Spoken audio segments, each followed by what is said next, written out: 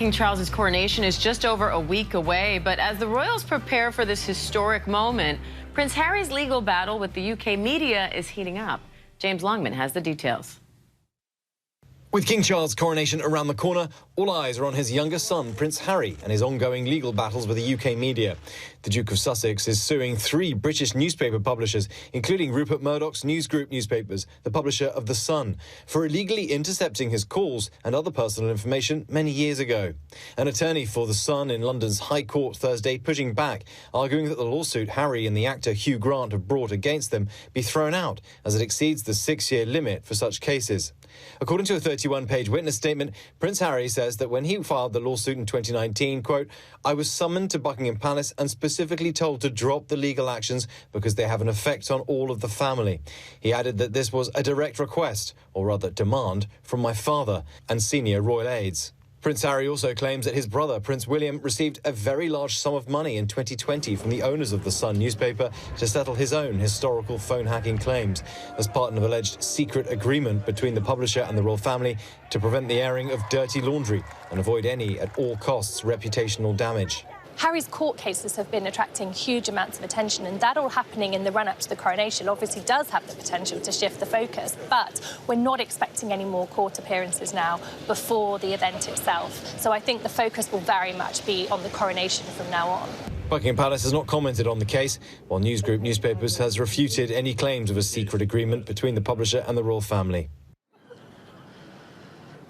And Harry will be here for the coronation, although Meghan will stay behind in California. Every time he comes to this country, there's real hope there'll be some kind of reconciliation with his family. But we'll just have to wait and see. Diane? So, James, what are some of the plans this weekend leading up to the big day? Well, Diane, I am fairly obviously in front of Buckingham Palace. You can see there's quite a lot of construction already going on. If we look around here, you can see all the media tents. These risers have been put up here. These people are going to have a front row seat to history. As for Saturday next week, well, Charles and Camilla will leave here from Buckingham Palace. They'll make their way to Westminster Abbey in what's called the King's Procession. It'll be a very different coronation to the one for the Queen back in 1953. It's only going to be about an hour and a half. Hers was something like 3 hours, about 2,000 invitees. Something like 8,000 people attended hers. But most importantly, it's going to be much more diverse. It's going to celebrate everything that it means to be a Briton in the 21st century, both members of the congregation, members of the audience, but also people taking part in the service.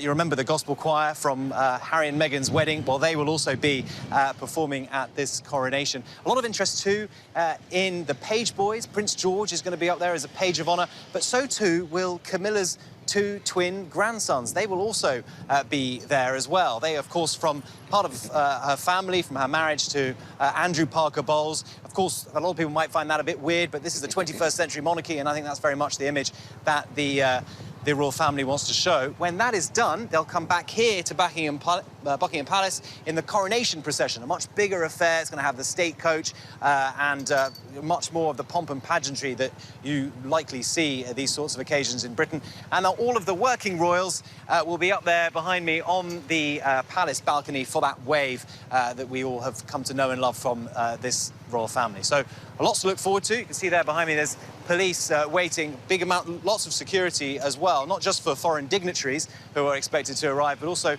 possibly for anti-monarchy protests. That's very much part of the thinking here as well. Diane? And so, James, with that, what's the mood in London and across the UK ahead of this event? I think at the moment a certain level of ambivalence, if I'm honest. People not sure quite what to expect.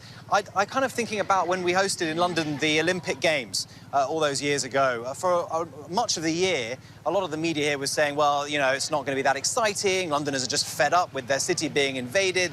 This isn't going to be that good. And actually, it turned out to be the most extraordinary event probably Britain has ever held, certainly in my lifetime.